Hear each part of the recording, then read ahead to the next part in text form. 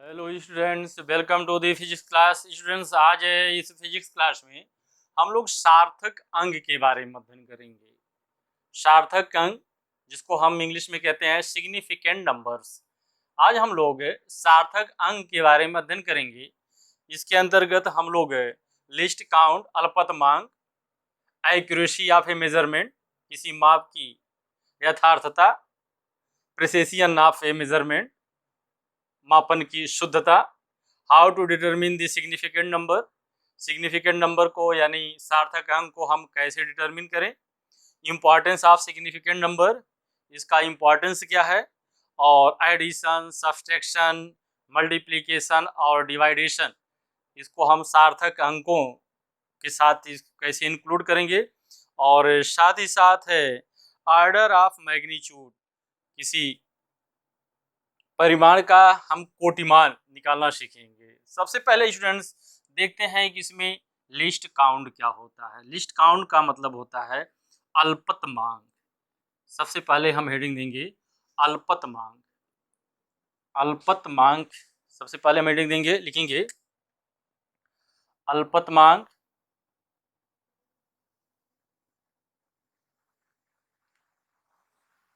List count. Students, नाम से ही आपको स्पष्ट दिख रहा है, अल्पतमांक मीन्स अल्पतम। अल्पत मीन्स अल्पतम और मांक माने अंक। अल्पतम अंक किसी मापक यंत्र द्वारा दी जाने वाली अल्पतम अंक, यानी किसी मापक यंत्र द्वारा मापी जाने वाली अल्पतम माप को जो है हम अल्पतमांक कहते हैं, या लिस्ट काउंट। लिस्ट काउंट का मतलब भी होता है सबसे कम से कम काउंट करना, यानी अल्पतमांक का मतलब होता है किसी मापक यंत्र द्वारा मापी गई सबसे कम से कम, किसी मापक यंत्र द्वारा मापी गई सबसे कम माप को उस यंत्र का अल्पतमांक कहते हैं। जैसे कलाई घड़ी हमारी है, कलाई घड़ी सबसे कम से कम जो समय मापती है वह 1 सेकंड की होती है, तो इसलिए कलाई घड़ी का जो अल्पतमांक होगा उसका 1 सेकंड होगा। और जैसे हमारे पास जो मीटर स्केल होता है, इसको हम जो है उसका अल्पतमांक 0.1 सेंटीमीटर होता है, यानी कि जो हमारा साधारण स्केल है वह जो है उसका अल्पतमांक 0.1 सेंटीमीटर, यानी अगर वो सेंटीमीटर नापेगा तो मिलीमीटर भी 1 मिलीमीटर तक माप सकता है। उसी तरह से स्क्रू गेज वर्नियर कैलिपर्स का जो अल्पतमांक होता है 0.01 सेंटीमीटर होता है, और स्क्रू गेज का अल्पतमांक होता है 0.01 सेंटीमीटर होता है। और ट्रेवलिंग माइक्रोस्कोप का अगर हम उपयोग करते हैं तो ये होगा 0.0001 सेंटीमीटर। यानी स्टूडेंट्स, जो ये आपका अल्पतमांक है यह मापक यंत्र पर डिपेंड करता है कि यह मापक यंत्र जो माप दे रहा है, चाहे दूरी का, चाहे समय का, चाहे द्रव्यमान का, वह कितना कम से कम माप देता है। जो यंत्र जितना कम से कम माप देता है उसी को हम उस यंत्र का अल्पतमांक कहते हैं। यानी इसको हम चाहें तो लिख लें, अल्पतमांक की डिफिनेशन लिख लेंगे। क्या लिखेंगे? किसी मापक यंत्र द्वारा, किसी मापक यंत्र द्वारा, किसी मापक यंत्र द्वारा मापी गई,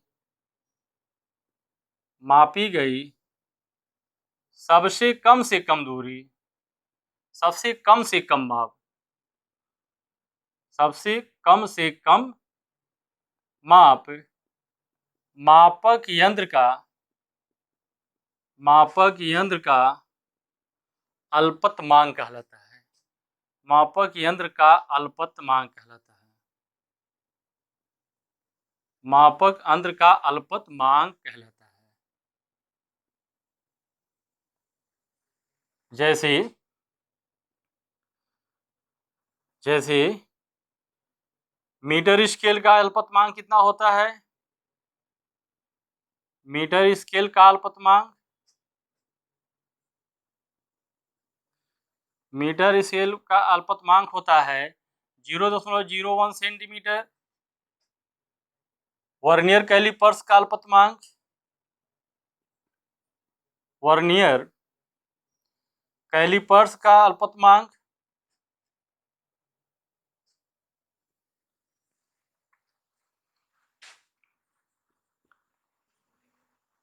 वर्नियर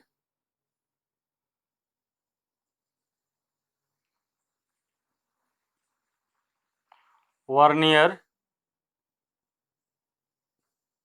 कैलिपर्स का अल्पतमांक ये होता है 0.01 सेंटीमीटर।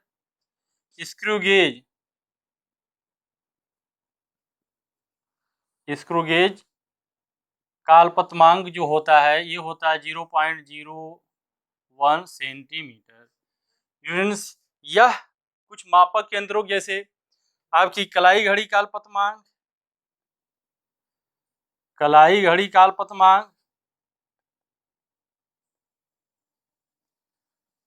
कलाई घड़ी का अल्पतमांक आपका होता है 1 सेकंड होता है। आप इसे 1 सेकंड कम से कम सबसे कम दूरी जो मापेंगे तो 1 सेकंड का मापेंगे। स्टूडेंट्स ये आपका अल्पतमांक है। स्टूडेंट्स अगर हम किसी दूरी को मीटर स्केल से लिखते हैं, सपोज कीजिए कि एक दूरी को हम मीटर स्केल से मापते हैं, जैसे किसी पेंसिल की लंबाई हम मापते हैं। सपोज करें ये लिखते हैं कि दी गई जो पेंसिल उसकी लंबाई जो है 5.25 सेंटीमीटर है, अथवा एक स्टूडेंट इसको ये लिखता है 5.2 सेंटीमीटर और एक स्टूडेंट इसको लिखता है 5.256 सेंटीमीटर। स्टूडेंट ध्यान दें, ये मीटर स्केल से मापता है स्टूडेंट, और ये कहता है कि दूरी जो है पेंसिल की दूरी जो है 5.25 सेंटीमीटर है, दूसरा कहता है 5.2 सेंटीमीटर और तीसरा कहता है 5.256 सेंटीमीटर है। स्टूडेंट्स यहाँ पर एक चीज ध्यान देना है कि हम जो है इस को मीटर स्केल से नाप रहे हैं, हम इसको मीटर स्केल से माप रहे हैं, और मीटर स्केल आप जानते हैं कि दशमलव की एक स्थान तक शुद्धता पूर्वक मापता है। मीटर स्केल दशमलव की एक स्थान तक शुद्धता पूर्वक मापता है। इसका मतलब है कि जो स्टूडेंट पेंसिल की लंबाई 5.2 सेंटीमीटर लिख रहा है, इसी ने ही इसको सही रूप से मापा है। लेकिन दूसरे पहले और तीसरा स्टूडेंट जो इसकी माप किया है 5.25 सेंटीमीटर, 5.256 सेंटीमीटर, इसका मतलब है कि इन्होंने जो माप दी है वह मीटर स्केल से नहीं मापा है। अगर इसने मीटर स्केल से मापी होती तो निश्चित रूप से वो 5.2 बताता है। हो सकता है कि यह स्टूडेंट स्वयं इस तरह से गलत आंकड़ा दे रहा हो, या कुछ गेस करके अंदाज लगा करके कह रहा है 5.25, 2 से कुछ आगे होगा तो बता दे रहा है 5.25 सेंटीमीटर, या ये तो और आगे निकल गया, ये कह रहा है 5.256 सेंटीमीटर, ये दशमलव के 3 स्थान तक माप करके बता रहा है। यहां ध्यान दीजिए कि यह मीटर स्केल से इस चीज को मापा है, लेकिन बहुत संभव है कि हम उसको मापने के लिए वर्नियर कैलिपर्स, स्क्रू गेज और मीटर स्केल देते हैं।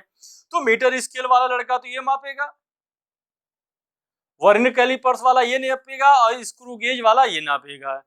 स्टूडेंट्स अब हम ये कहेंगे कि ये तीनों माप तो सही है, तीनों माप तो सही है, लेकिन इसमें जो है ये माप जो 5.2 माप है, सपोज कीजिए कि अगर हमारी पेंसिल की माप जो है इस तरह से होती 5.12,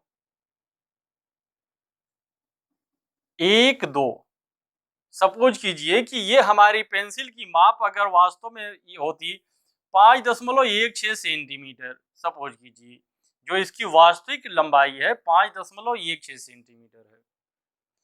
इसका मतलब है कि अगर ये वास्तविक इसकी लंबाई है तो इसमें दूसरा वाला जो है जिसने इसका मान मापा है, यल बराबर 5.2 सेंटीमीटर, यह माप इसके वास्तविक मान के ज्यादा करीब है। यह मान इसके वास्तविक मान के ज्यादा करीब है, वास्तविक मान के निकट है, जबकि ये दोनों मान जो हैं वास्तविक मान के दशमलव के पहले स्थान पर ही गलत है।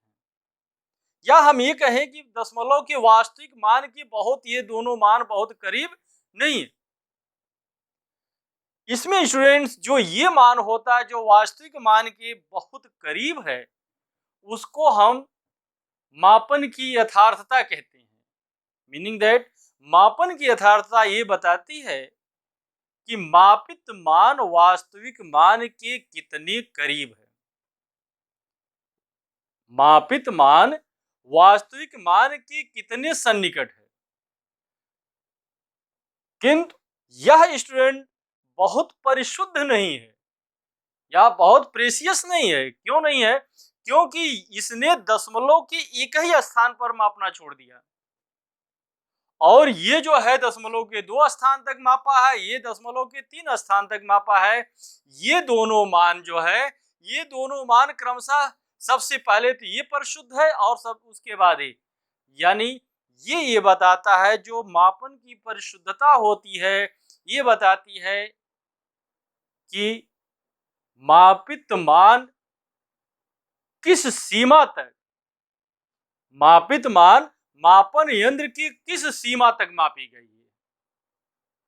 मापित मान जो है किस सीमा तक, किस विभेदन सीमा तक मापी गई है, किस सीमा तक मापी गई, उसी को हम परिशुद्ध मान कहते हैं। स्टूडेंट इसको लिख लेंगे, हेडिंग देंगे पहले यथार्थता और परिशुद्धता। सबसे पहले हेडिंग देंगे मापन की यथार्थता, हेडिंग देंगे मापन की यथार्थता। लिखेंगे मापन की यथार्थता।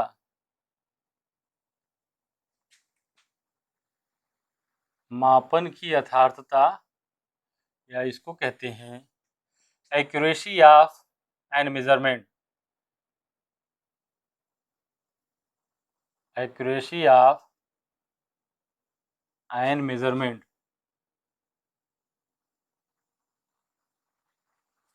ये क्या कहता है?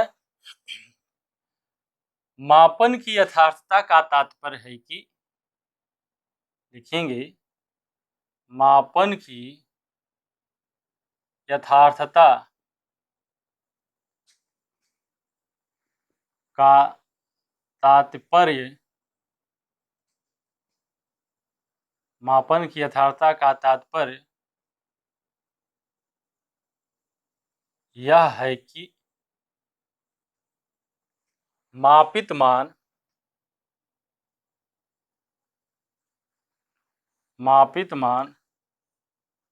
वास्तविक मान के, मापित मान वास्तविक मान के कितने सन्निकट है।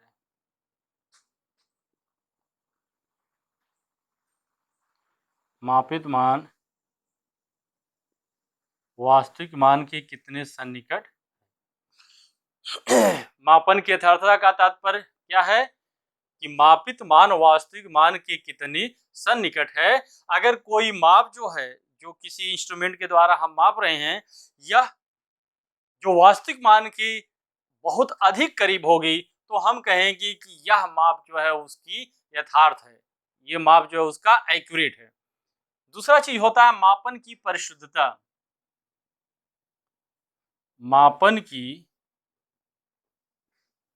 परिशुद्धता, मापन की परिशुद्धता, प्रेसियस ऑफ,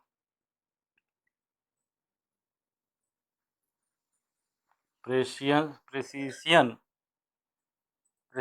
ऑफ मेजरमेंट।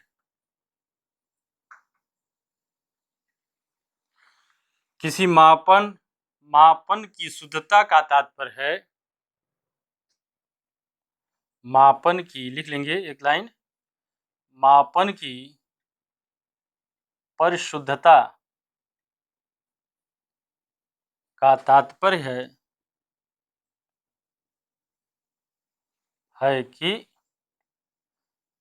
मापित मान कि मापित मान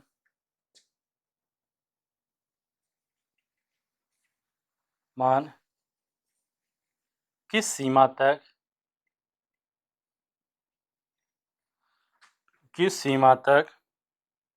मापी गई है, किस सीमा तक मापी गई है। परिशुद्धता का तात्पर्य है कि मापित मान किस सीमा तक मापी गई है। इसके पहले अभी एग्जाम्पल में आपको बताया था कि अगर ये दूरी कोई यल बराबर मान लीजिए 2.516 है और कोई एक स्टूडेंट इसको मापता है 2.4 मापता है और तीसरा स्टूडेंट इसको मापता है 2.315।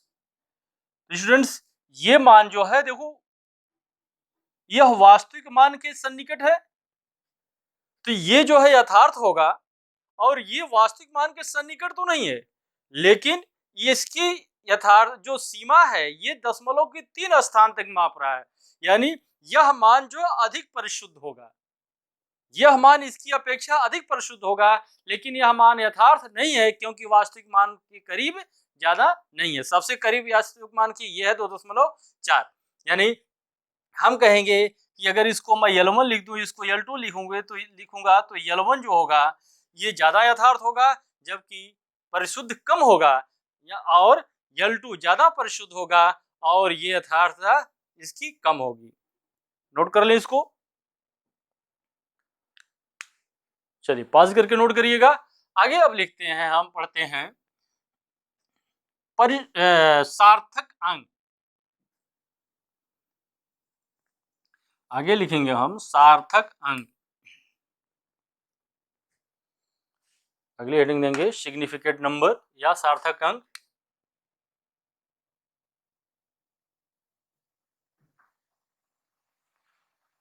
सार्थक अंक सिग्निफिकेंट नंबर।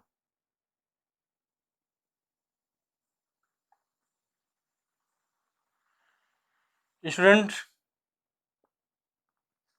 इस पर ध्यान दें, जैसे अभी हम दूरी की बात कर रहे थे, जैसे लेंथ हमने लिखा है, लेंथ को हमने लिखा है, लेंथ सपोज कीजिए लिखा गया है 5.23, हमने लिखा है 5 दशमलव, सपोज कीजिए कि 5.23 नहीं 5.2 ही हम लिख रहे हैं मीटर स्केल से। हम जो ये लिख रहे हैं कि 5.2 सेंटीमीटर है, इसमें 2 अंक है, देखिए ध्यान दीजिए, एक है 2 5 और दूसरा है 2। स्टूडेंट्स अगर हम ध्यान दें तो ये 5 सेंटीमीटर तो ये एक्यूरेट है,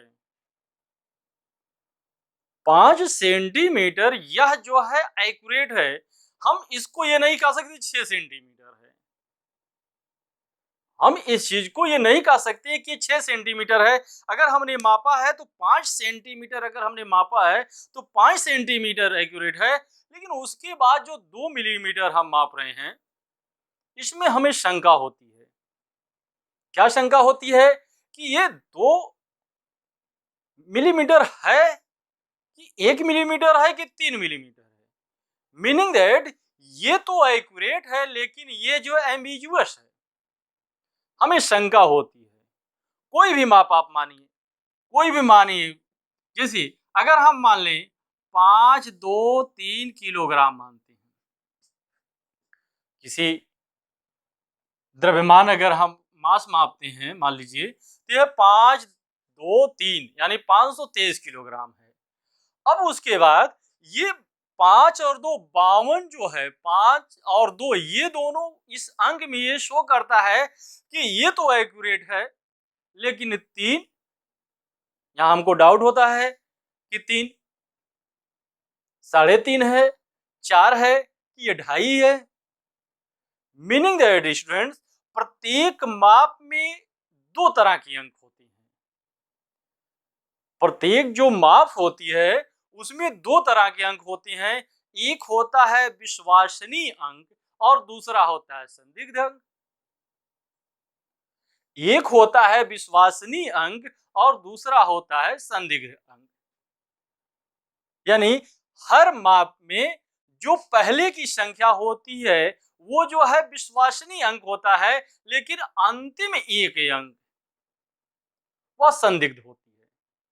यानी किसी राशि में विश्वसनीय, किसी मापन में या किसी माप में विश्वसनीय अंक या विश्वासी अंक तथा संदिग्ध अंक को हम सार्थक अंक कहते हैं।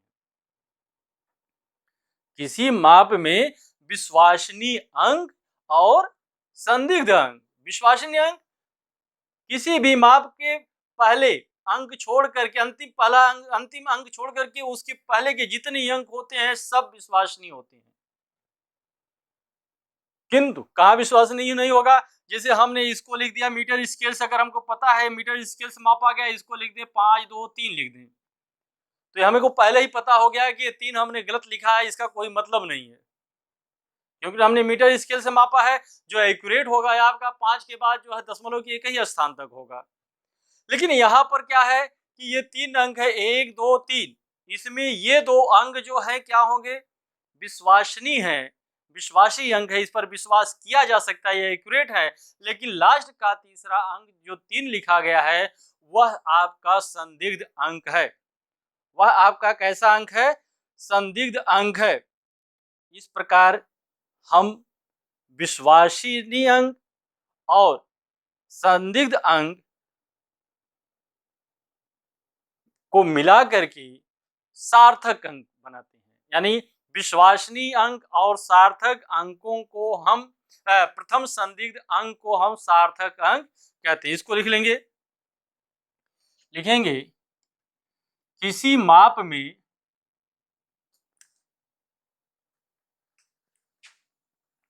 लिखेंगे किसी माप में विश्वसनीय अंक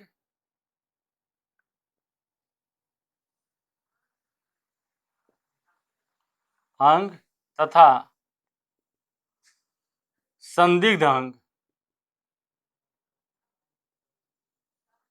किसी माप में विश्वसनीय अंक तथा संदिग्ध अंक को किसी माप में विश्वसनीय अंक तथा संदिग्ध अंक को सार्थक अंक कहते हैं। वो सार्थक अंक कहते हैं। ये विश्वसनीय अंक केवल एक होगा और संदिग्ध अंक केवल एक अंक होगा।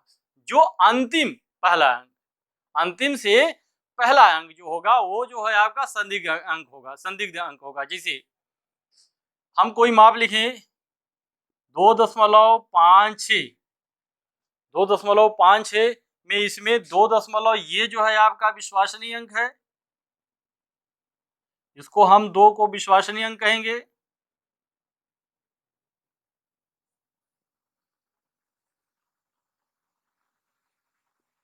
और इसको जो कहेंगे संदिग्ध अंक कहेंगे।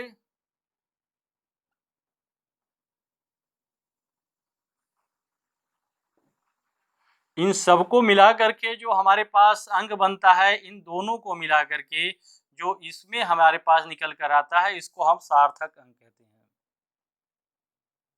इसको हम सार्थक अंक कहते हैं। इसको हम क्या कहेंगे? सार्थक अंक। यानी इसमें कितने सार्थक अंक हो गए? 2, 5, 6, ये कुल मिलकर के सार्थक अंक कितने हो गए? 3 हो गए। इसमें सार्थक अंकों की संख्या कितनी हो गई? 3 हो गई। स्टूडेंट इसको नोट कर लें। नोट कर लिया? चलिए अब उसके बाद हम लिखते हैं सार्थक अंक की गणना करना या सार्थक अंकों की पहचान। अगली हेडिंग देंगे, अगली हेडिंग होगी सार्थक अंक ज्ञात करना। लिखेंगे सार्थक अंक ज्ञात करना या सार्थक अंक ज्ञात करने के नियम।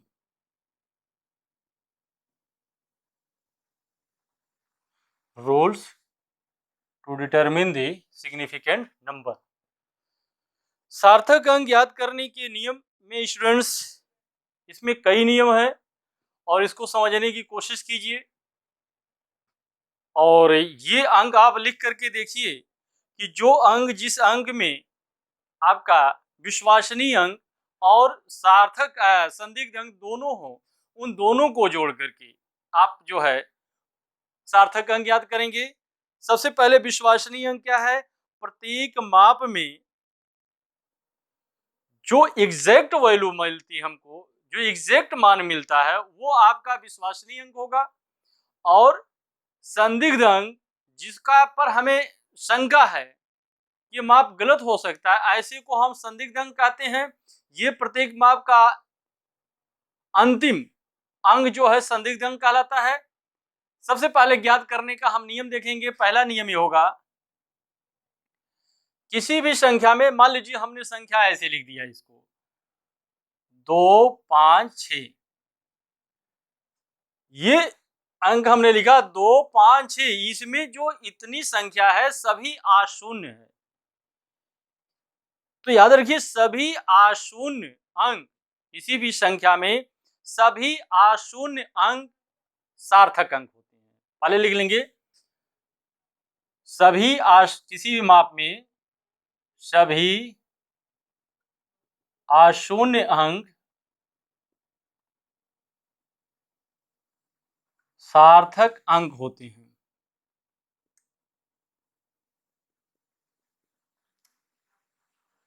सभी अशून्य अंक क्या होते हैं? सार्थक होते हैं। जैसे 256 में, जैसे हमने लिखा है 256 में, ये सार्थक अंक कितने होंगे? 3। या 3425 में सार्थक अंक कितने होंगे? 4। 3425, 6, 7, इसमें कितने होंगे? 1, 2, 3, 4, 5, 6, ये कितने हो जाएंगे? 6 सार्थक अंक होंगे। यानी ये हम जो शो कर रहे हैं सार्थक अंक हैं, ये सार्थक अंक लिख रहे हैं हम इसको, इसमें सार्थक अंक कितने हैं। दूसरा, इसका अगर स्टूडेंट्स इसके बीच में, जो अशून्य अंकों के बीच में अगर कोई शून्य आता है तो वो भी सार्थक अंक होता है। अशून्य अंकों के बीच में कोई शून्य आएगा तो वो भी सार्थक अंक होगा। जैसे लिखा गया है 256 लिखा गया है, इसमें सार्थक अंकों की संख्या 3 है, में सार्थक अंक 3 है। इसके बीच में अगर कोई शून्य लगा दे, जैसे 2, 0, 5, 6, तो इसमें सार्थक अंकों की संख्या यहाँ पर 4 हो जाएगी। और भी 0 लगा दे, 2, 0, 5, 0, 6 में सार्थक अंकों की संख्या 2, 2, 4, 1, 5 हो जाएगी। सार्थक अंकों की संख्या कितनी हो जाएगी? 5 हो जाएगी। अर्थात इसको हम लिख लेंगे भाषा के रूप में क्या? अशून्य अंकों के बीच आने वाले शून्य भी सार्थक अंक होते हैं। किसी संख्या में लिखेंगे, किसी संख्या में अशून्य अंकों के बीच में, अशून्य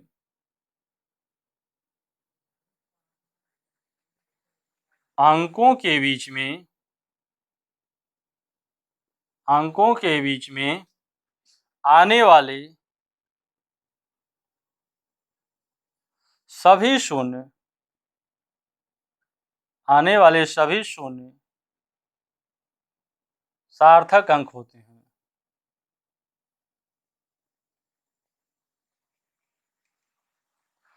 किसी संख्या में अशून्य अंकों के बीच में आने वाले सभी शून्य सार्थक अंक होते हैं। स्टूडेंट्स, इसको दूसरा नियम लिख लीजिए, दोनों नोट कर लीजिए, तो उसके बाद अगला बताते हैं।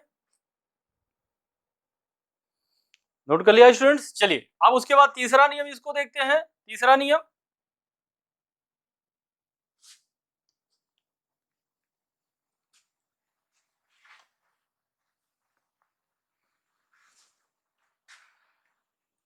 तीसरा नियम, अगर कोई संख्या हम लिख दें, जैसे 256 हमने लिखा था, इसके पहले शून्य लगा दें, इसकी कोई वैल्यू मालूम हो रही है आपको? या इसके पहले और शून्य लगा दें, इसकी कोई वैल्यू मालूम हो रही है? तो शायद आप कहेंगे नहीं। इसका मतलब है अशून्य किसी संख्या के पहले जो शून्य होते हैं वो सार्थक अंक नहीं होते। इसको लिख लेंगे, किसी संख्या के पहले, किसी संख्या के पहले, किसी संख्या के पहले आने वाले शून्य सार्थक अंक नहीं होते हैं। सार्थक अंक नहीं होते हैं। किसी संख्या के पहले आने वाले शून्य सार्थक अंक नहीं होते हैं। इसलिए क्या होगा, 00256 में सार्थक अंक कितने होंगे? सार्थक अंक 3 होंगे। सार्थक अंक कितने हैं? 3 होंगे। स्टूडेंट्स इसी तरह से और भी है, जैसे 256 में यहां पर 0 लगा दें, इसमें सार्थक अंक कितने होंगे? इसमें सार्थक अंक आपके कितने होंगे? तो आपका उत्तर क्या होगा? 1 2 3 4 5, इसमें सार्थक अंक 5 होंगे। लेकिन ऐसा नहीं है, लेकिन ऐसा नहीं है। सार्थक अंक की परिभाषा के अनुसार सभी विश्वसनीय अंक तथा केवल एक संदिग्ध अंक, सभी विश्वसनीय अंक तथा एक संदिग्ध अंक को हम सार्थक अंक कहते हैं। इसमें सभी विश्वसनीय 256 मान लीजिए है, 256 जो है विश्वसनीय अंक है। अगर मानते इसको तो 0 क्या संदिग्ध अंक होगा? नहीं, 0 क्या संदिग्ध अंक होगा? नहीं। अगर कहेंगे कि संदिग्ध अंक क्या है 0, तो इसका कोई मतलब ही नहीं है।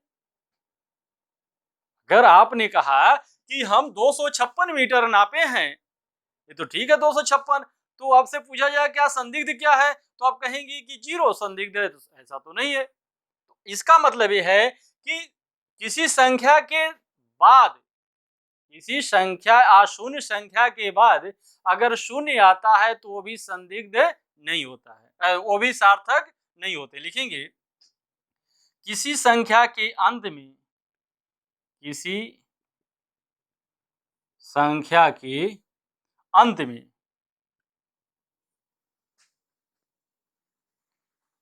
किसी संख्या के अंतिम अशून्य के बाद, किसी संख्या के अंतिम अशून्य के बाद, किसी संख्या के अंतिम अशून्य के बाद आने वाले, किसी संख्या के अंतिम अशून्य के बाद आने वाले शून्य सार्थक अंक नहीं होते हैं। सार्थक अंक नहीं होते हैं। किसी संख्या के अंतिम अशून्य के बाद आने वाले शून्य सार्थक अंक नहीं होते। स्टूडेंट इसको नोट कर ले। चलिए नोट कर लीजिए इसको, पहले नोट कर लिया। स्टूडेंट्स यहां भी एक चीज देखिए कि ये जो दिया गया है, अगर ये राशि जो है, यदि यह संख्या किसी माप को व्यक्त करती है, यदि यह संख्या किसी माप को व्यक्त करती है, तो अंतिम अशून्य के बाद आने वाले सभी शून्य सार्थक अंक हो जाते हैं। जैसे इसको हम लिख दें इतना किलोग्राम, अगला 5वां पॉइंट लिख लेंगे, 25600 किलोग्राम सपोज कीजिए। तो क्या होगा, इसमें सार्थक अंकों की संख्या कितनी हो जाएगी? 1 2 3 4 5। इसमें सार्थक अंकों की संख्या कितनी थी? 1 2 3, इसमें 3 थी। यानी यहां पर इसका एग्जाम्पल लिख लेंगे, 25600 में सार्थक अंकों की संख्या संख्या 3 है। यहां क्या लिखेंगे? यदि कोई संख्या, यदि दी गई संख्या किसी माप को व्यक्त करती है तो, किसी माप को व्यक्त करती है तो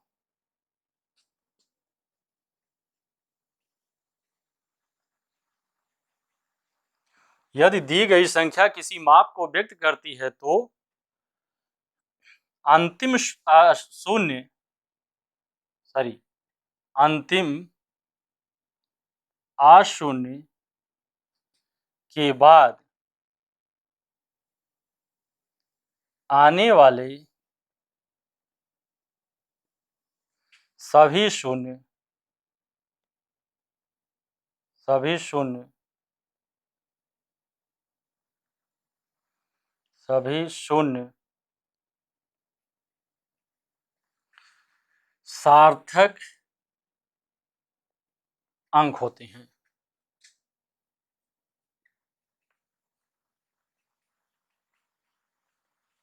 जैसे 25600 किलोग्राम में सार्थक अंकों की संख्या, सार्थक अंकों की संख्या कितनी होगी? 1 2 3 4 5। सार्थक अंकों की संख्या हो जाएगी 5। नोट कर लें इसको। चलिए, नोट कर लिया। चलिए आगे देखिए। अब हम दशमलव वाली संख्या लेते हैं। छठवां पॉइंट जो लिखेंगे, जिसमें दशमलव वाला यानी भिन्नात्मक, अभी तो पूर्ण संख्या थी, पूर्णांक था सभी, अब जो है दशमलव वाली संख्या लेते हैं। जैसे सपोज कीजिए कि हमारे पास लिखा हुआ है, ये छठवां पॉइंट है, 2.56। 2.56 में सार्थक अंकों की संख्या कितनी होगी? 1 2 3। यानी दशमलव वाली संख्या या बिना दशमलव वाली संख्या जिसमें कोई माप न दी गई हो, तो उसमें जो आपका सार्थक अंकों की संख्या होती, सभी अंकों की संख्या होती है।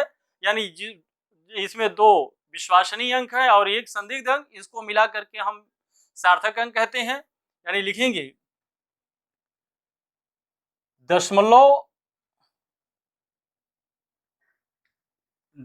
वाली संख्या में, दशमलव वाली संख्या में सभी अशून्य अंक, सभी अशून्य अंक,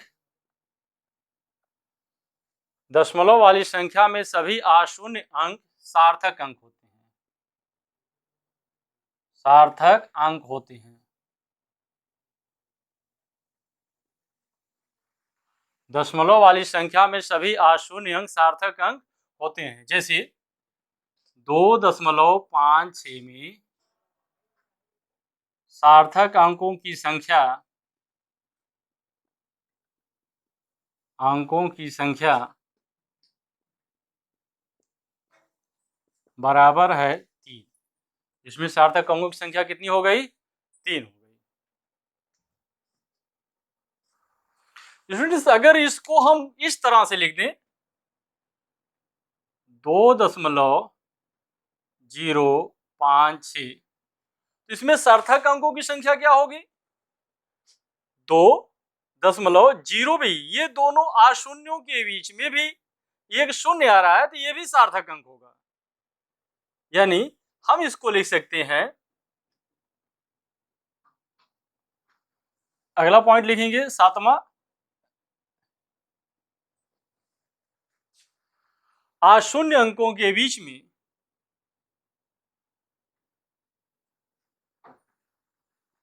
अशून्य अंकों के बीच में आने वाला शून्य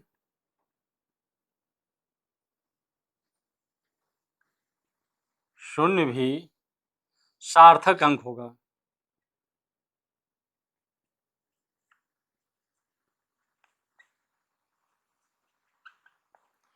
शून्य अंकों के बीच में आने वाला अंक भी शून्य भी सार्थक अंक होगा। जैसे इसमें कितने सार्थक अंक होंगे? 1 2 3 4। इसमें सार्थक अंकों की संख्या कितनी हो जाएगी? 4। लेकिन स्टूडेंट्स अगर इसको हम इस तरह लिख दें 2.000 2.000, इसका मतलब क्या है? इसमें सार्थक अंक क्या है? इसका मतलब है कि दशमलव के बाद जो जितने भी अंक आते हैं सब सार्थक अंक होते हैं।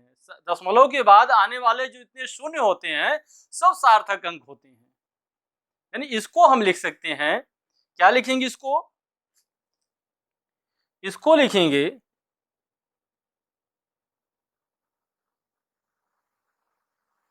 जैसे इसको कोई माप दे दे, सपोज कीजिए किलोग्राम। अगर किसी माप को व्यक्त करता है तो ये क्या होगा? इसको लिखेंगे यदि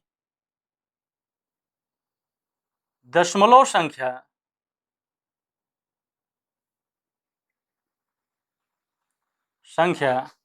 किसी माप को व्यक्त करती है तो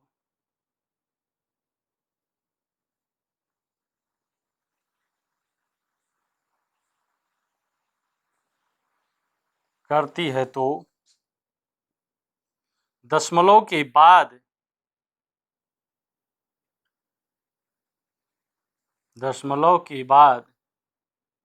या दशमलव के बाद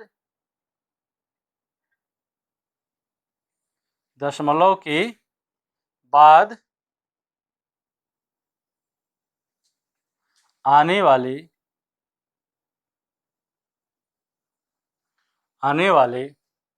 आशून्य के बाद वाले शून्य भी आशून्य के बाद आने वाले शून्य भी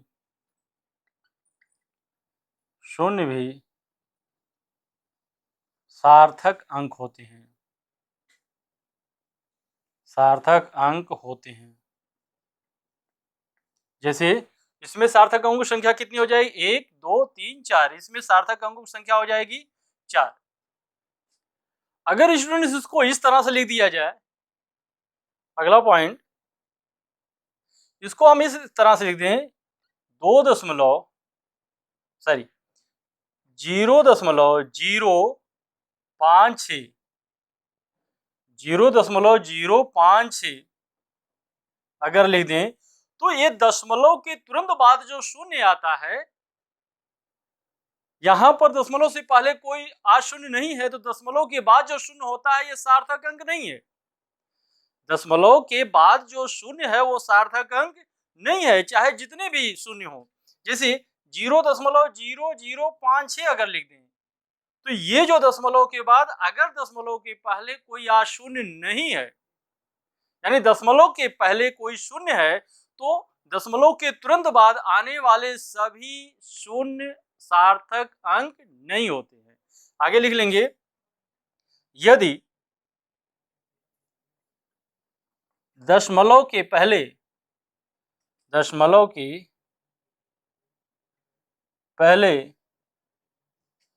केवल शून्य हो तो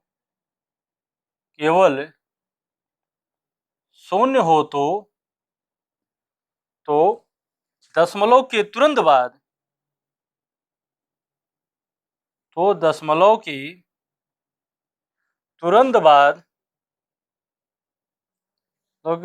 बाद आने वाले शून्य सार्थक अंक नहीं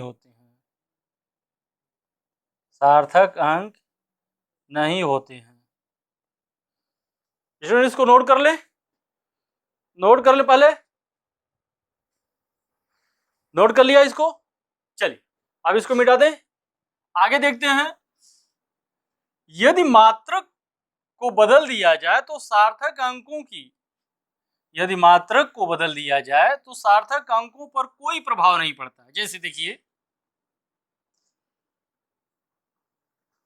अगला पॉइंट लिखेंगे, यदि मात्रक को बदल दिया जाए तो सार्थक अंकों पर कोई प्रभाव नहीं पड़ता। जैसे देखिए, लिखा है 5000 ग्राम, सपोज कीजिए लिखा है,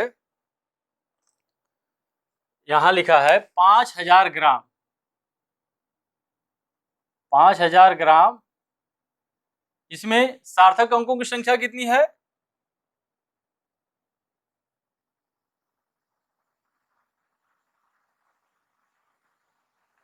सार्थक अंकों की संख्या कितनी होगी?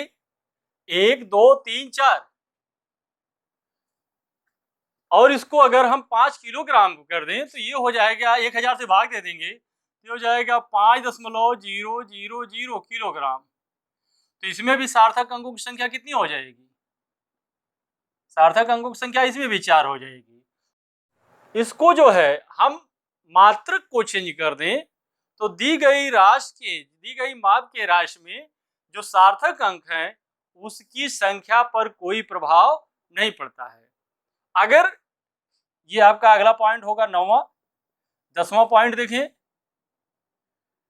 यदि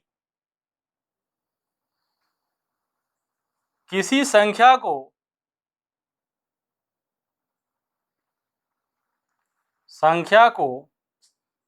10 की घात के रूप में लिखें तो 10 की घात के रूप में लिखें तो यदि किसी संख्या को 10 की घात के रूप में लिखें तो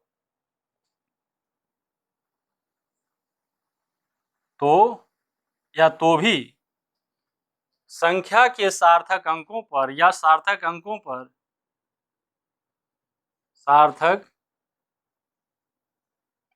पर प्रभाव नहीं पड़ता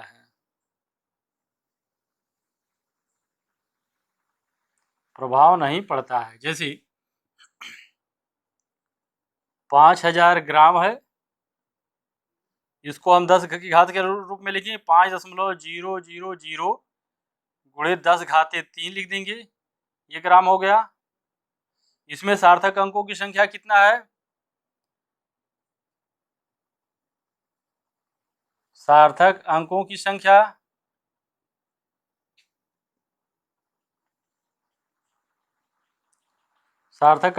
कितनी है? इसमें 4, 1 2 3 4, और यहाँ भी होगी 1 2 3 4। यहाँ भी सार्थक अंकों की संख्या कितनी होगी?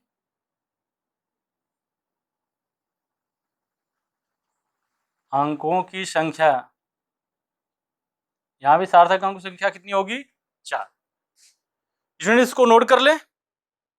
अगर स्टूडेंट्स इसमें कहीं भी आपको इस तरह से मिल जाए कोई सूत्र में है, जैसे हम लिखते हैं त्रिज्या, रेडियस,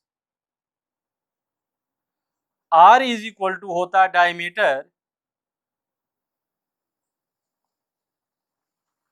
डायमीटर बाई 2, यानी r को हम लिखते हैं, इसको r बराबर लिख देते हैं d/2।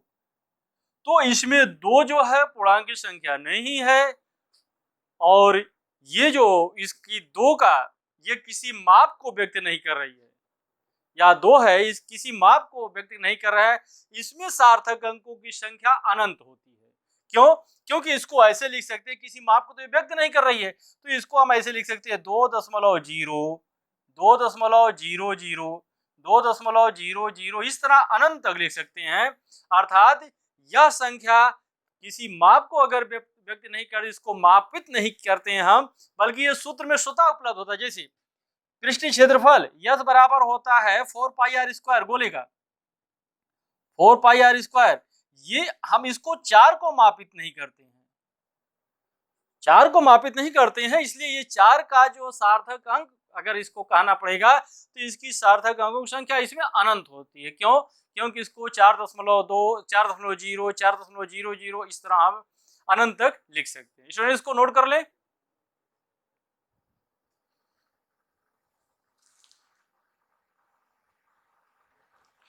नोट कर लिया।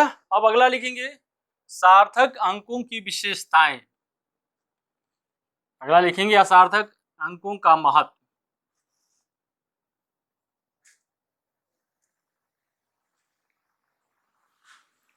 सार्थक अंकों का महत्व या सार्थक अंकों की विशेषताएं।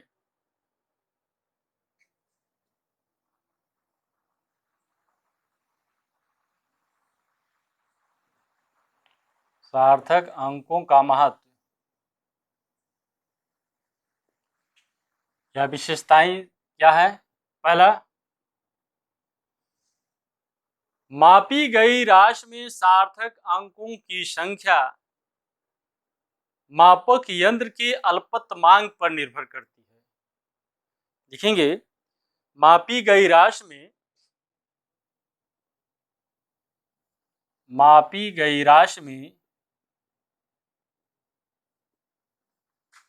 सार्थक अंकों की संख्या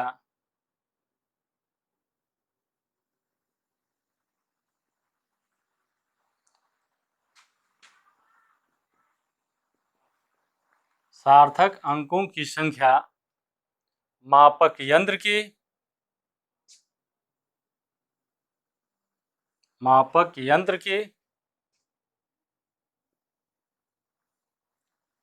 के अल्पतमांक पर निर्भर करती है।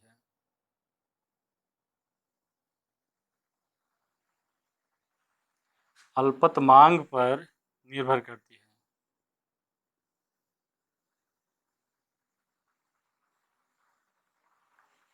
जैसे 2.5, 2.52 ये सेंटीमीटर है, ये भी सेंटीमीटर है, और 2.523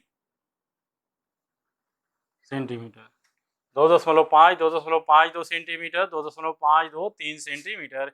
स्टूडेंट्स, इसमें सार्थक अंकों की संख्या कितनी है? 2।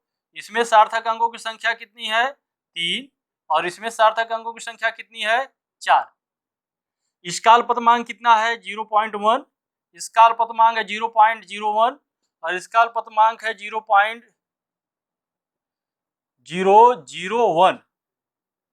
यानी कि अगर अल्पतमांक का मान बढ़ रहा है, अल्पतमांक का मान छोटा हो रहा है, जब अल्पतमांक का मान छोटा हो रहा है सार्थक अंकों की संख्या बढ़ रही है। यानी अल्पतमांक का मान जितना कम होगा सार्थक अंकों की संख्या उतनी अधिक होती है। ये है आपका सार्थक अंक, ये शो कर रहा है, और ये जो है आपका अल्पतमांक, ये शो कर रहा है अल्पतमांक। ये है आपका मीटर स्केल, या है आपका वर्नियर कैलिपर्स, और ये आपका है स्क्रू गेज। अगला पॉइंट क्या होगा? नोट कर लें इसको।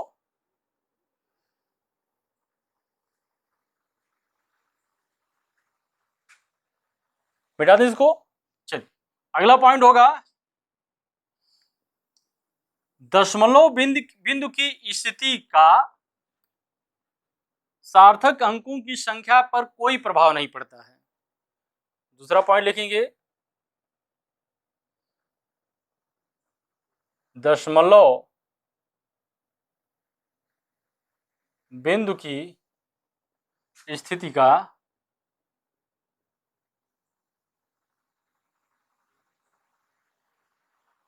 दशमलव बिंदु की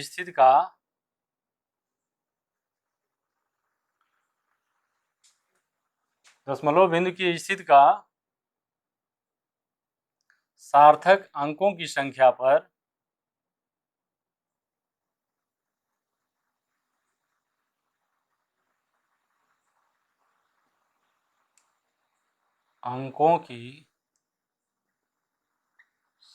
पर प्रभाव नहीं पड़ता है।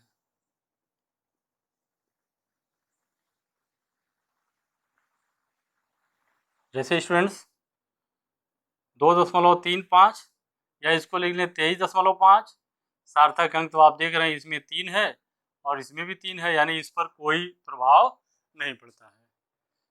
अगला पॉइंट लिखेंगे,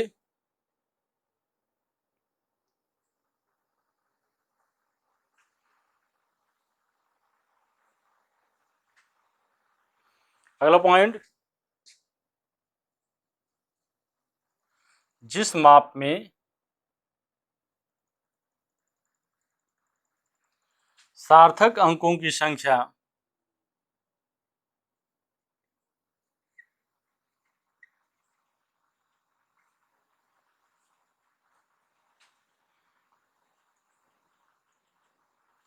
जितनी अधिक होगी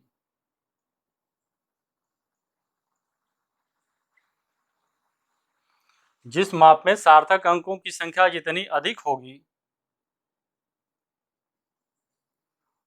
वह माप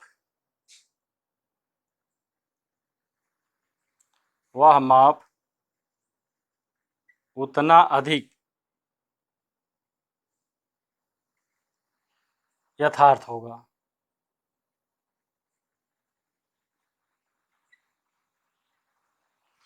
जिस माप में सार्थक अंकों की संख्या जितनी अधिक होगी वह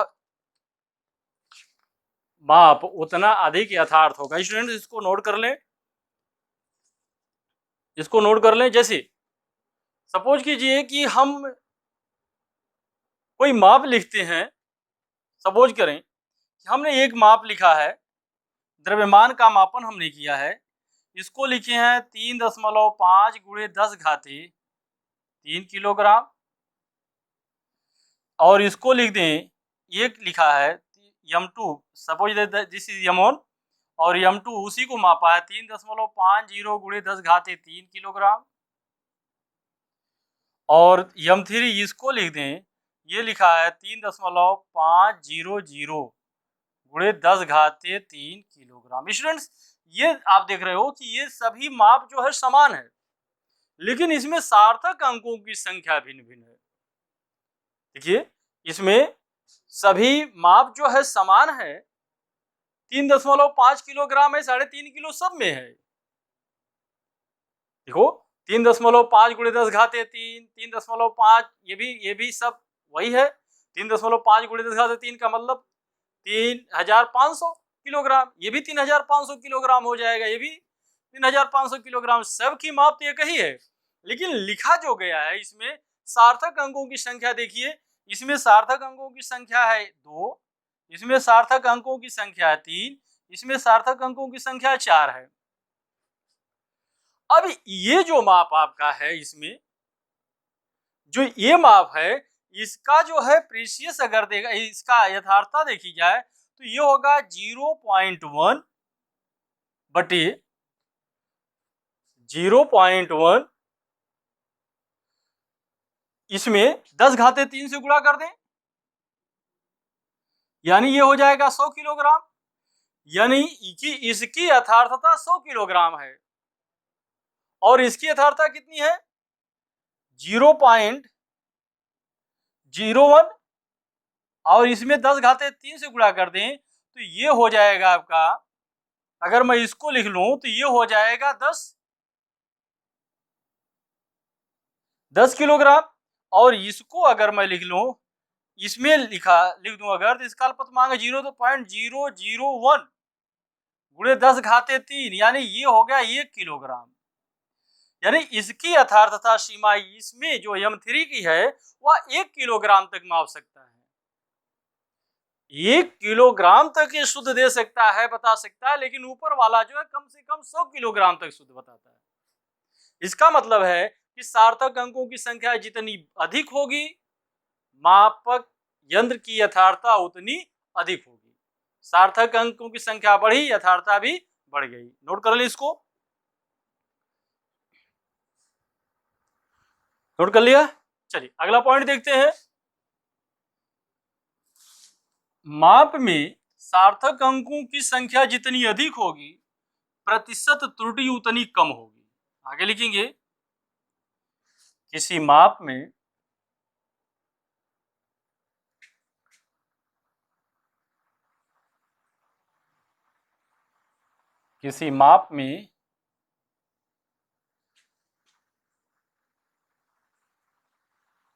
सार्थक अंकों की संख्या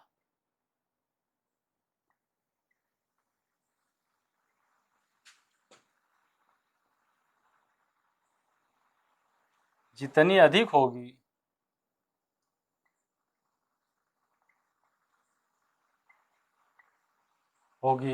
उस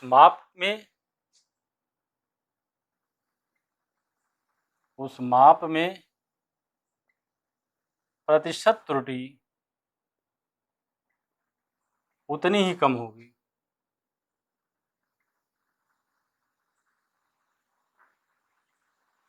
उतनी ही कम होगी। जैसे एक दूरी मापी गई है 2.50, एक दूरी मापी गई 2.5 और दूसरी दूरी मापी गई है 2.50 सेंटीमीटर। एक मापी गई 2.5 सेंटीमीटर और दूसरी दूरी हम माप रहे हैं 2.50 सेंटीमीटर। स्टूडेंट्स, ये माप में इसमें सार्थक अंकों की संख्या कितनी है? इसमें सार्थक अंक यहां लिख लें, सार्थक अंक इसमें कितने सार्थक अंक हैं? इसमें है 2 और इसमें है 3। स्टूडेंट, इसमें त्रुटि कितनी की हो सकती है? इसको हम इस तरह लिख सकते हैं 2.5 plus minus 1, sorry plus minus 0.1 centimetre. इसमें ये मान तो 2 तो आपका विश्वसनीय अंक है, लेकिन 5 संदिग्ध है। ये 5 हो सकता है अथवा 5 से 1 कम या 5 से 1 ज्यादा, 0.5 से 1 कम या 0.5 से 1 ज्यादा। यानी ये या तो हो सकता है 2.4 या 2.6। मीनिंग दैट इसमें जो है जो त्रुटि हो रही है, निरपेक्ष त्रुटि 0.1 की हो रही है। यहां पर क्या हो गया, इसको इस माप को कैसे हम लिख सकते हैं? 2.50 प्लस माइनस 0.01 सेंटीमीटर। इसमें प्रतिशत जो सॉरी निरपेक्ष त्रुटि कितनी होगी? 0.01 की त्रुटि होगी। यानी ये हो सकता है 2.51 या 2.49, इतना हो सकता है। यानी इसकी त्रुटि निकाल लें। पहले में प्रतिशत त्रुटि, इसकी त्रुटि निकाल लें। त्रुटि का प्रतिशत निकालने कितना होगा? 0.1 बटे 2.5 गुणे 100 कर दे, ये हो जाएगा आपका कितना? 1/25 गुणे 100 बराबर 4%। 1/25 गुणे 100 बराबर 4%। तो इसमें कितना हो जाएगा? इसकी त्रुटि निकालें, कितना होगा? 0.01 बटे 2.50 गुणे 100। यानी इसमें इसकी त्रुटि प्रतिशत यहां लिख लें। त्रुटि प्रतिशत बराबर होगा, ये हो जाएगा आपका 1/250 गुणे 100। ये किससे काट दें, यानी ये हो जाएगा 0.4%। स्टूडेंट्स, इसका मतलब है कि सार्थक अंकों की संख्या जितनी अधिक होगी उसके माप में प्रतिशत त्रुटि उतनी ही कम होगी। जैसे इसमें सार्थक अंकों की संख्या 2, तो इसमें प्रतिशत त्रुटि आ गया 4, और इसमें सार्थक अंकों की संख्या 3 है तो प्रतिशत त्रुटि आ गया 0.4। स्टूडेंट, इसको नोट कर ले। नोट कर लिया? चलिए अगला लिखते हैं, संदिग्ध अंकों का पूर्णांकन, राउंडिंग ऑफ एम्बिगुअस डिजिट्स। अगला टॉपिक है हमारा संदिग्ध अंकों का पूर्णांकन।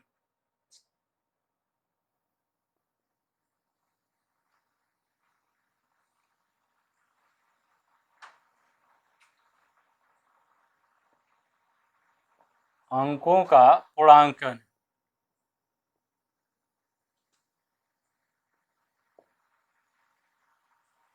Rounding off. स्टूडेंट्स, ये पहले भी आप लोगों इस पर निकटतम मान निकालने के बारे में अध्ययन किया है। आज भी उसी का थोड़ा सा देखिए, बहुत आसानी से आप बना सकते हैं। जैसे मैं कुछ संख्या लिख रहा हूं 2.564 और 2.543 और इसको लिख दो 2.473 और ये संख्या मैं लिख देता हूं 2.752 या 2.852। ये 4 संख्याएं मैं लिख रहा हूं सेंटीमीटर, सपोज कीजिए 4 नहीं बल्कि 5 संख्याएं हैं। ये 5 संख्याएं स्टूडेंट्स, इसमें इसका पूर्णांकन करना दशमलव के 1 स्थान तक या दशमलव के 2 स्थान तक, दशमलव के 3 स्थान तक, सेम वही नियम है। दशमलव के 1 स्थान तक इसका पूर्णांकन करना है। नियम क्या होता है स्टूडेंट्स, जैसे दशमलव की 1 स्थान है तो उसके पहले वाली संख्या को देखते हैं क्या वह 5 से बड़ी है अथवा 5 से छोटी। अगर 5 से बड़ी है तो उसके पहले वाले में 1 जोड़ देते हैं।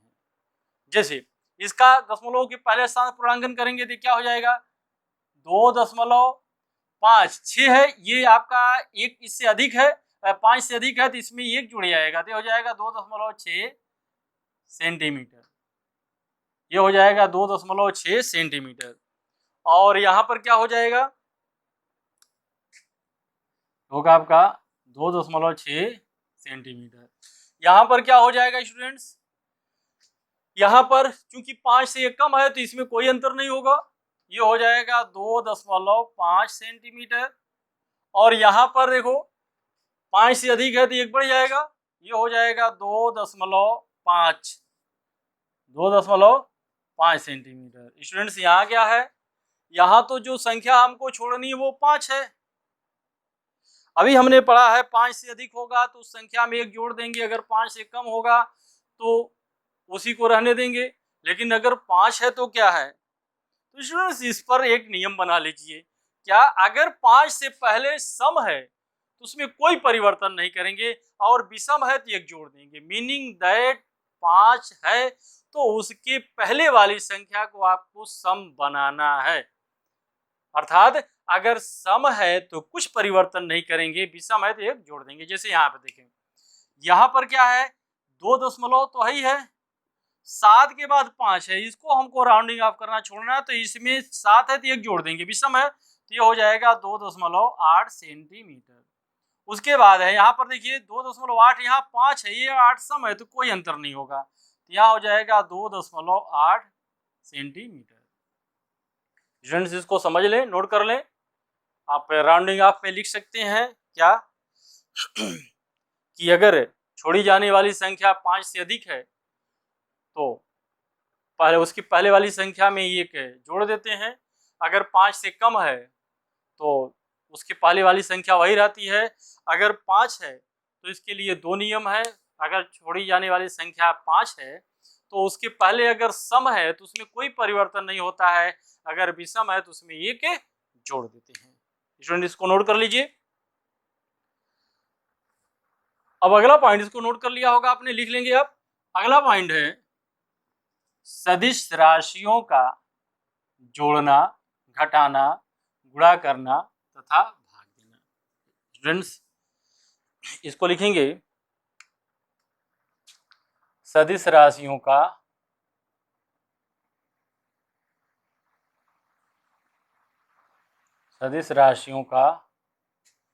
जोड़ना, घटाना, गुणा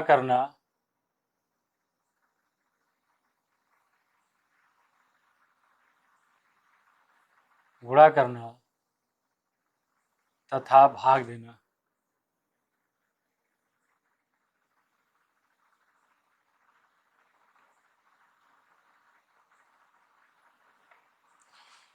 सदिश राशियों का जोड़ना, घटाना, गुणा करना तथा भाग देना। स्टूडेंट ये केवल एक स्टेटमेंट लिख लीजिए है,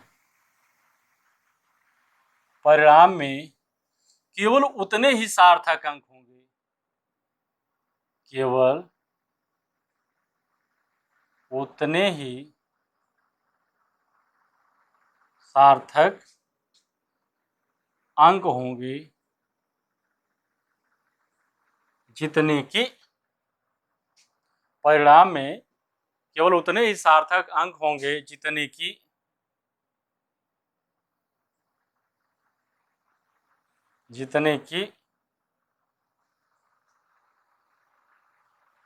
दी गई राशियों में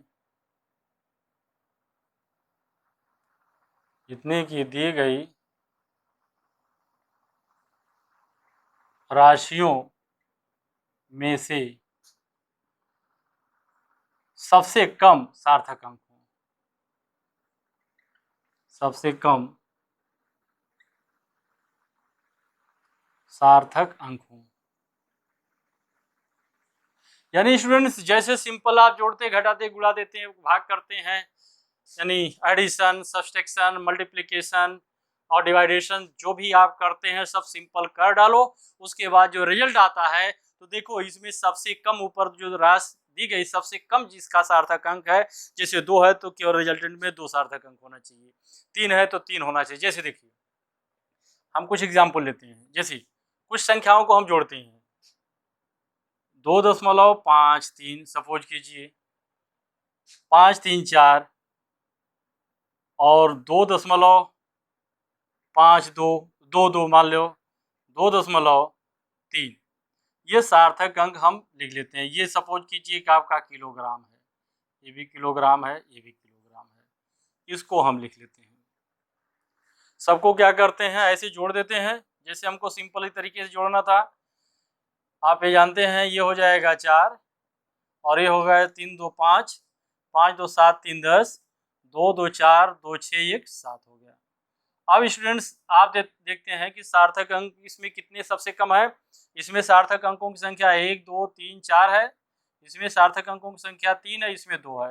यानी रिजल्टेंट में सार्थक अंकों की संख्या कितनी होनी चाहिए, रिजल्टेंट में सार्थक अंकों की संख्या कितनी होनी चाहिए, ये होनी चाहिए आपको 2 होनी चाहिए। तो ये हो जाएगा 7.05। स्टूडेंट्स अब यहाँ पर 0 आ गया है, छोड़ने वाली संख्या हमारी 5 है, यहाँ पर 0 आ गया है। 0 सम है या विषम है, तो आप इसका उत्तर होगा ये ना तो सम है ना तो विषम है। इसमें हम कोई परिवर्तन नहीं करेंगे, यानी 7.0 किलोग्राम ही लिखेंगे। इसी तरह से घटाने का भी होता है, गुणा करने का। देखिए जैसे है 1.25 गुणे 3.5 सपोज कीजिए, इसका हमको गुणा करना है। ये क्या हो जाएगा आपका 5 5 25 और 5 दूनी 10 दोबारा 5 1 5 1 2 7 सॉरी 5 1 6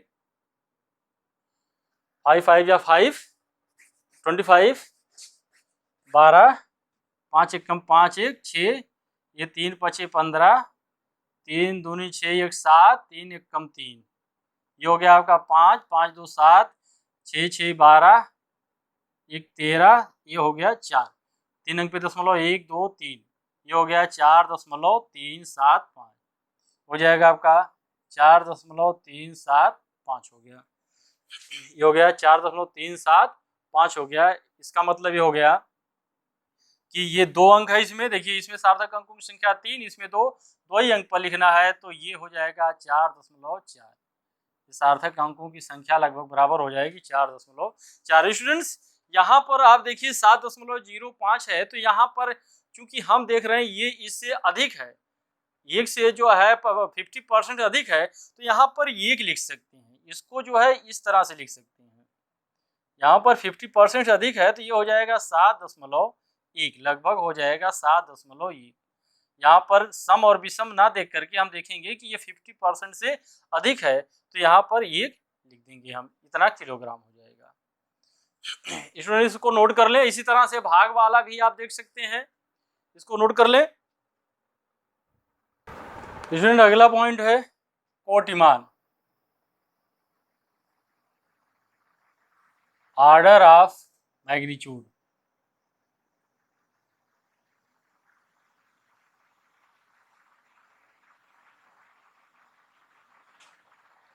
कोटिमान क्या होता है स्टूडेंट्स, सपोज कीजिए कि हम एक कोई संख्या लिख लें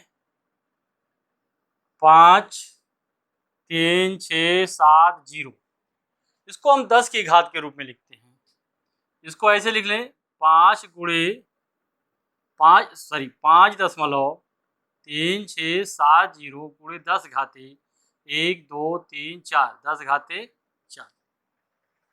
अथवा इसको हम ऐसे लिख लें, इस तरह से एक संख्या ले लें 0.005367। इसको 10 की घात के रूप में कैसे लिखेंगे, इसको हम इधर ले जाएंगे तो ये हो जाएगा 5.367 गुणे 10 घाते 1 2 3 ऋण 3। स्टूडेंट ध्यान दें, ये क्या मैं लिख रहा हूँ, ये दशमलव जितना इधर लाएंगे बाएं उतना इसकी धनात्मक घात बढ़ जाएगी 10 की, और जितना इसके दाएं ले जाएंगे दशमलव उतना ऋणात्मक घात बढ़ जाती है। जितना इसको बाएं ले आएंगे उतनी धनात्मक घात बढ़ जाएगी, और जितना जो है इसको बाएं से दाएं ले जाएंगे उतनी ऋणात्मक घात बढ़ जाएगी। जैसे यहाँ से हम ले गए 1 2 3 यहाँ पर ले आए, और ये बाएं दाहिनी तरफ ले गए तो ऋण 3, और ऐसे यहाँ ले आए 1 2 3 4 4 अंक पर ले आए तो 10 की 4 घात हो गई। स्टूडेंट्स इसी संख्या को जो हम 10 की घात के रूप में लिखते हैं, इसी को हम किसी माप के परिमाण का मैग्नीट्यूड ऑर्डर कहते हैं, कोटिमान कहते हैं। अर्थात जब किसी संख्या को हम 10 की घात के रूप में इस प्रकार लिखते हैं कि एक अंक के संख्या के एक अंक के तुरंत बाद दशमलव हो, इस प्रकार 10 की घात के रूप में लिखने पर प्राप्त मान या संख्या यदि 3.16 से अधिक, मीनिंग दैट स्टूडेंट्स ये 1 और 9 के बीच में होता है, तो यानी इसका वर्गमूल निकालने माध्य निकालने तो आएगा 3.16। 3.16 के बराबर अथवा कम होती है तो 10 की घात में उसका कोटिमान 10 की घात वही रहता है, लेकिन यदि या उससे अधिक होता है तो उसकी कोटिमान में 10 की घात में 1 जोड़ करके लिखते हैं। जैसे लिखेंगे इसको, पहले आगे लिखेंगे इसमें किसी संख्या को या किसी मापित संख्या को 10 की घात के रूप में 10 की घात के रूप में 10 की घात के रूप में इस प्रकार लिखते हैं कि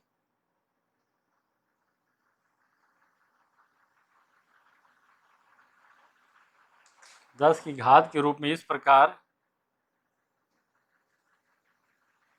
लिखते हैं कि संख्या की पहले अंक के तुरंत बाद, संख्या की प्रथम अंक के तुरंत बाद दशमलव हो।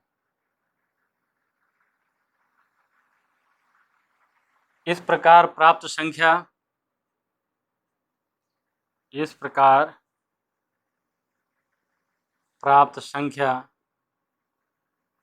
यदि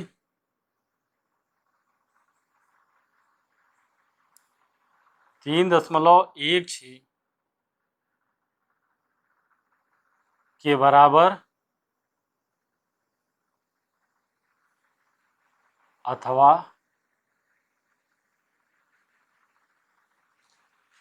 3.16 के बराबर अथवा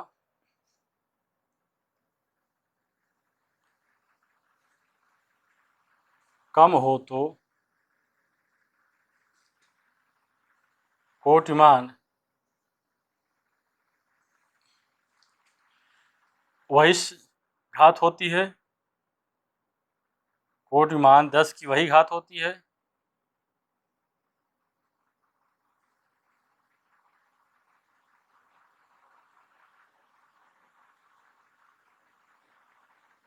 किंतु यदि संख्या 3.16 से अधिक है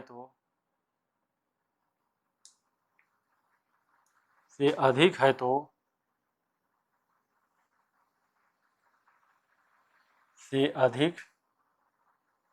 है तो कोटिमान ज्ञात करने के लिए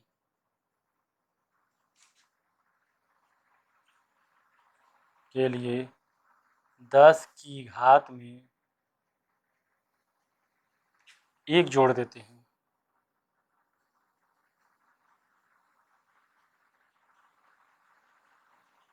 10 की घात में 1 जोड़ देते हैं। स्टूडेंट जैसे यहाँ पर लिखा हुआ है, इसका कोटिमान कितना होगा? ये 3.16 से बड़ा है तो इसका कोटिमान होगा 10 घाते 4 धन 1 बराबर 10 घाते 5 हो जाएगा। यहाँ क्या होगा, ये भी 3.16 से ये संख्या बड़ी है तो 10 घाते ऋण 3 धन 1 बराबर 10 घाते ऋण 2, और एक संख्या मैं लिख लेता हूँ 1.35 गुणे 10 घाते 3 हो गया। तो ये जो है चूंकि 3.16 से ये कम है तो ये मान जो होगा आपका ये हो जाएगा 10 घाते 3। ये स्टूडेंट्स ये कोटिमान है, इधर का जो इधर का पार्ट है ये कोटिमान लिखा हमने, कोटिमान ये है आपका कोटिमान निकाला हुआ है। स्टूडेंट्स इस तरह आज के लेक्चर में बस इतना ही। अगले लेक्चर में हम लोग बीमी सूत्र और बीमी समीकरण के कुछ उपयोग के बारे में पढ़ेंगे। इसका जो है कुछ भौतिक राशियों का बीमा सूत्र निकालेंगे। तब तक आप लोग पढ़ाई करते रहिए। Best of luck.